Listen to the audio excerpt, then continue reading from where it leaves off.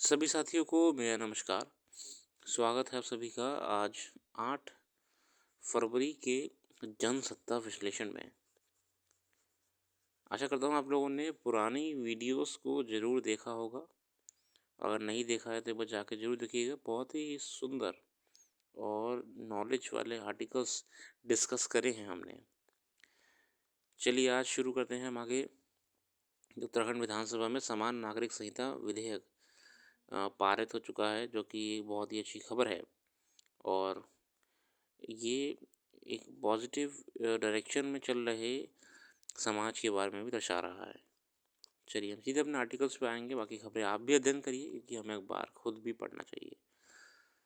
यहाँ पे हम पे संपादकीय में आ रहे हैं हरित इस्पात से पर्यावरण सुरक्षा, ग्रीन स्टील। भारतीय अर्थव्यवस्था के इस्पात प्रमुख क्षेत्रों में से एक है। वित्त वर्ष 21-22 में देश के सकल घरेलू उत्पाद में इस्पात उद्योग की भागीदारी 2% रही। भारत वर्तमान में कच्चे इस्पात का दुनिया में दूसरा सबसे बड़ा उत्पादक है, जहां मार्च 2022 को समाप्त हुए वित्त वर्ष के दौरान 1200 लाख टन कच्चे इस्पात का उत्पादन हुआ था। देश में इसका 80% से अधिक भंडार ओडिशा, झारखंड, पश्चिम बंगाल, छत्तीसगढ़ और आंध्र प्रदेश के उत्तरी क्षेत्र में है। वर्ष 2021 में भारत तैयार इस्पात का दूसरा सबसे बड़ा उपभोक्ता रहा। देखिए, इस बात में जो हम रहे हैं वो मार्केट कहीं ना कहीं प्रेजेंस हमारी रही है। इस्पात को पुनर्चक्रित किया जा सकता है। भूगर्भ में 5.6% लोहा तत्व विद्यमान है। इसके लिए इसे कच्चे माल का आधार भी मजबूत है। इस्पात का उत्पादन अन्य सभी अलॉय पदार्थों के कुल उत्पादन से 20 गुना अधिक है। सब मिलकर इस्पात की लगभग 2000 किस्मों का विकास हुआ है। मतलब जो हमारा इस्पात है उसकी बहुत सारे टाइप्स होते हैं। रॉट आयरन, कास्ट आयरन है ना, बहुत प्रकार होते हैं। अब आजकल तो मार्केट में बहुत एलॉयज़ भी बन गए हैं इससे। इस्पात एक महान सहयोगी है जो वृद्धि और विकास को आगे बढ़ाने के लिए अन्य सभी चीज़ों के साथ मिलकर काम कर रहा है। एक स्वस्थ अर्थव्यवस्था को एक स्वस्थ इस्पात उद्योग की आवश्यकता होती है, जो रोजगार प्रदान करे और विकास को आगे बढ़ाए। प्रति व्यक्ति औसत विश्व इस्पात आयोग 2001 में 150 किलोग्राम से लगातार बढ़कर 2020 में लगभग 230 किलोग्राम तक पहुंच चुका है। इस्पात का उपयोग हर महत्वपूर्ण उद्योग में किया जाता है। ऊर्जा निर्माण, वाहन निर्माण, परिवहन, देखिए बहुत सारे सेक्टर्स हैं साथियों जिसमें इस्पात का उपयोग होता है। आप कंस्ट्रक्शंस कह लीजिए, आप ऑटोमोबाइल कह लीजिए, आप मशीनरी कह लीजिए, कुछ भी आप देखिए इस बात की ज़रूरत होती ही है। क्योंकि दुनिया अपनी पर्यावरणीय चुनौतियों का समाधान ढूंढ रही है, यह इस्पात पर भी निर्भर है। इस्पात उद्योग में उपयोग होने वाले लगभग 90% पानी को साफ ठंडा किया जाता है और स्रोत में वापस कर दिया जाता है। पिछले 50 वर्षों में 1 टन इस्पात को उत्पादन करने के लिए उपयोग की जाने वाली ऊर्जा में लगभग 60% की कमी आई है। इस्पात दुनिया में सबसे अधिक पुनर्नवीकृत सामग्री है। 2021 में लगभग 6800 लाख टन का पुनर्चक्रण किया गया। नतीजतन दुनिया भर में इस्पात उद्यमियों को पर्यावरण तथा आर्थिक दोनों दृष्टियों से अपने कार्बन उत्सर्जन को कम करने की चुनौतियों का सामना करना पड़ता है। ऐसे में नए हरित इस्पात का उत्पादन की अवधारणा ने जन्म लिया है। हरित इस्पात का आशय या निम्न कार्बन ऊर्जा स्रोतों जैसे हाइड्रोजन गैस या बिजली का उपयोग कर इस्पात का निर्माण करना है। ये ग्रीन स्टील क्या है? अगर हम बात कर रहे हैं ग्रीन स्टील क्या है,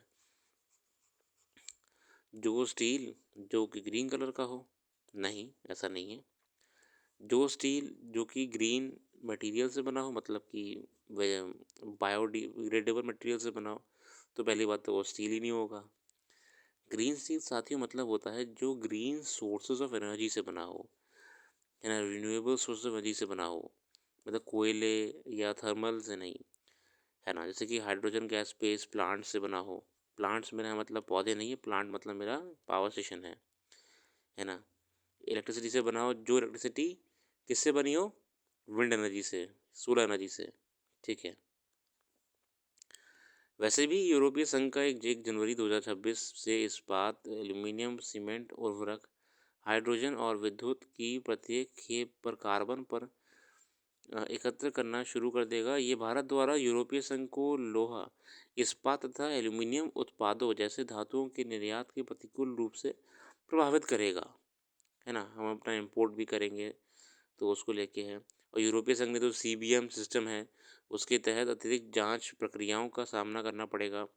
CBM fit for 55 in 2030 package का हिस्सा है। ये यूरोपीय संघ का ही योजना है, मतलब फिट फॉर 55 इन 2030 पैकेज।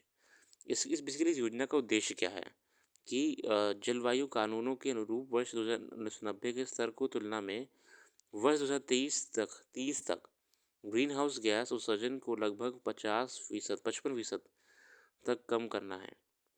मतलब यूरोपियन यूनियन ने डिसीजन लिया हुआ है कि हम जो हमारा 1990 के लेवल थे ना पॉल्यूशन के या ग्रीन हाउस गैस के, हम 2030 तक उनका 55% कम कर देंगे। अब वो कैसे कम करेंगे? हम ऐसे ही कम करेंगे कि हम बड़ी बड़ी इंडस्ट्रीज़ जहाँ पे बड़ी मात्रा में कोल वगैरह का प्रोडक्शन होता है, उससे उससे जुड़ी हुई इंडस्ट्रीज़ हैं, स्टील प्रोडक्शन, ऑटोमोबाइल्स, हम उनको शिफ्ट करें ग्रीन एनर्जी की तरफ। हरित इस्पात उद्योग के लिए कई सरकारी पहलें की गई, जैसे राष्ट्रीय इस्पात नीति, इस्पात कबाड़ पुनर्चक्रण नीति, चौथी औद्योगिक क्रांति की अपनाना। मगर भारत ऐतिहासिक रूप से इस्पात क्षेत्र के लिए प्रौद्योगिकी अनुसंधान और विकास में निवेश करने में पीछे रहा है। इसके अंतर्राष्ट्रीय अनुसंधान और प्रौद्योगिकी का निर्भरता बढ़ती है, जिससे अतिरिक्त लागत में वृद्धि होती है। कम मांग की अवधि के दौरान इस्पात संयंत्रों की आय और लाभ न्यूनतम हो जाते हैं, जिससे वित्तीय दबाव बढ़ता है। कई मामलों में विनिर्माण कार्य बंद और स्थगित भी करना पड़ता है। इन सब अवरोधों के बाद भी अर्थव्यवस्था को मजबूत बनाए रखने हेतु अधोसंरचना का विकास अति आवश्यक है। देखिए, ग्रीन एनर्जी की तरफ हम अगर शिफ्ट करेंगे तभी हम अपना क्लाइमेट चेंज को कंट्रोल कर पाएंगे, या उसके हम जो रेट है बढ़ने की दर है उसको हम रोक पाएंगे। आगे आर्टिकल हमारा है संबंधों में मर्यादा। सहजीवन यानी बिना विवाह के युवा जोड़ों के साथ रहने पर लंबे समय से बहस होती रही है। समाज का एक बड़ा हिस्सा इसे अनुचित मानता है। मतलब लिव इन की हम यहाँ पे बात कर रहे हैं साथियों, live in relationship, live in relationship.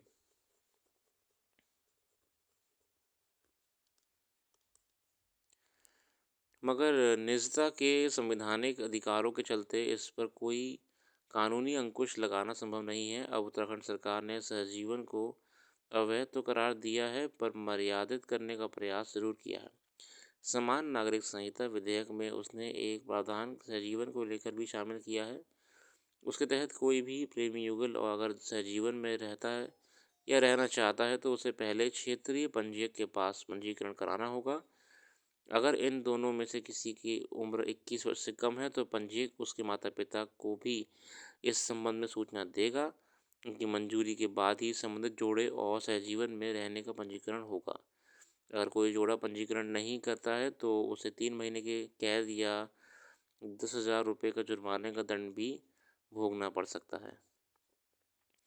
कि गवर्नमेंट कितना अच्छा कर रही है कि आपको लीगली अलाउ कर रही है, मतलब कि आप रह सकते हो लिव इन में, मगर आपको एक परमिशन लेनी पड़ेगी।